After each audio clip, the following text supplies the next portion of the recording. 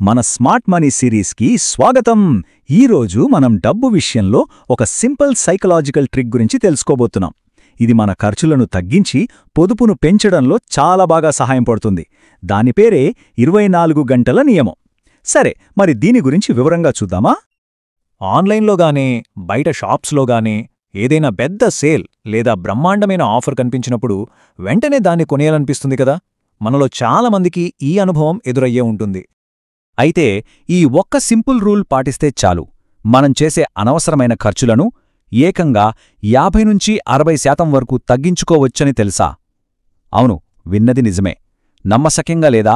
కాని ఇంత పెద్ద మార్పుకు కారణం కేవలం ఒకే ఒక చిన్న అలవాటు. అసలీ సమస్య ఎంత పెద్దదో, ఈ అలవాటు ఎంత ఖరీదైనదో అర్థం చేసుకోవాలంటే ఒక చిన్న కథలోకి వెళ్దాం. ఈ కథ మన కళ్ళు తెరిపిస్తుంది. ఈ కథలోని మన హీరో పేరు ఇషాన్. మనలో చాలామందిలాగే ఈశాన్కి కూడా మంచి ఆఫర్లు కనిపిస్తే అస్సలాగలేడు.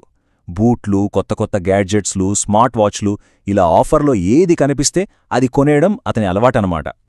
దీంతో ఏమైందంటే ఇషాన్ గది చూస్తే ఖరీదైన వస్తువులతో నిండిపోయుంటుంది. కాని అదే సమయంలో అతని బ్యాంక్ అకౌంట్ చూస్తే దాదాపు ఖాళీగా ఉంటుంది. ఇక్కడే అసలు సమస్య ఉంది. మరి ఈ సమస్య నుంచి ఇషాన్ ఎలా బయటపడ్డాడు? అతని జీవితాన్ని మార్చేసిన ఆ ఒక్క రోజు నిర్ణయమేంటో ఇప్పుడు చూద్దాం. ఒకరోజు ఇషాన్ వాళ్ల మెంటర్ అతనికొక సింపుల్ సలహా ఇచ్చాడు. ఏదైనా కొనాలనిపిస్తే వెంటనే కొనొద్దు. మన వాట్సాప్ స్టేటస్ ఎలా అయితే 24 అవర్స్ తర్వాత మాయమైపోతుందో అలాగే నీ నిర్ణయానికి కూడా 24 అవర్స్ టైం ఇవ్వు అని చెప్పాడు. వినడానికి చాలా సింపుల్గా ఉంది కదూ.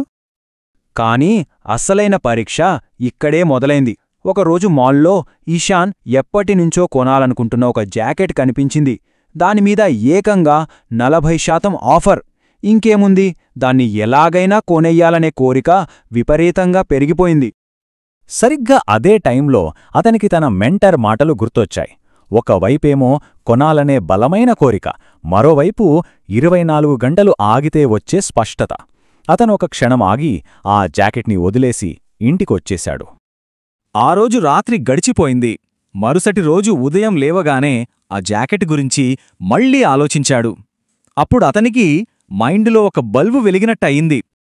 ఆ 24 గంటల గ్యాప్ ఇవ్వడం వల్ల కొనాలనే ఆ తొందరపాటు తగ్గింది. అప్పుడు నిదానంగా ఆలోచించాడు. అసలు నాకా జాకెట్ నిజంగా అవసరమా? లేదు, అది కేవలం ఆ క్షణంలో కలిగిన ఆకర్షణ మాత్రమే. నా దగ్గర ఆల్రెడీ చాలా బట్టలున్నాయి. ఈ డబ్బు దాచుకుంటే మంచిది కదా అని గ్రహించాడు. ఆ ఒక్క జాకెట్ కొనకూడదని తీసుకున్న చిన్న నిర్ణయం రాబోయే కొన్ని నెలల్లో ఇషాన్ జీవితంలో 4 అద్భుతమైన మార్పులకు కారణమైంది. అవేంటో చూద్దాం రండి. ఇక్కడ మనం ఒక ముఖ్యమైన విషయం తెలుసుకోవాలి. చాలా సర్వేల ప్రకారం మనం ఆవేశంలో కొనాలనుకునే వస్తువుల గురించి 24 గంటలు ఆగి ఆలోచిస్తే వాటిలో 80% వస్తువులు అనవసరమనిపిస్తాయనట. అంటే ఆలోచించండి, మనం కొనే 10 వస్తువుల్లో 8 వేస్ట్ అన్నమాట. ఆ రోజునుంచి ఇషాన్ జీవితం మారిపోయింది. అతని బ్యాంక్ బ్యాలెన్స్ నెమ్మదిగా పెరగడం మొదలైంది. ఆలోచించకుండా కొనే అలవాటు బాగా తగ్గిపోయింది. అనవసరమైన వస్తువులింట్లో లేకపోవడంతో ఒక రకమైన మానసిక ప్రశాంతత వచ్చింది. అన్నిటికన్నా ముఖ్యంగా ఏ నిర్ణయం తీసుకున్నా తర్వాత బాధపడటం ఆగిపోయింది. ఇదంతా చూశాక ఈశాన్ ఏమన్నాడో తెలుసా? 24 గంటల నియమం నా జీవితాన్నే మార్చేసింది అని చెప్పాడు. చూడండి, ఒక చిన్న నియమం జీవితం మీద ఎంత పెద్ద పాజిటివ్ ప్రభావం చూపించిందో. సరే, ఇషాన్ కథ చాలా స్ఫూర్తిదాయకంగా ఉంది. కానీ పవర్ఫుల్ రూల్ని మన జీవితంలో ఎలా అప్లై చేయాలి? దీన్ని ఆచరణలో పెట్టడానికి ఇక్కడ కొన్ని చాలా సులభమైన వళ్ళు ఉన్నాయి. ఆన్లైన్లో షాపింగ్ చేస్తున్నప్పుడు ఏదైనా నచ్చిందా? దాన్ని కార్ట్లో వేయకండి, విష్ లిస్ట్లోకి పంపండి. మాల్స్లో ఏదైనా నచ్చిందా? సరే, రేపొచ్చి తీసుకుంటాను అని మనసులో అనుకుని ఇంటికొచ్చేయండి.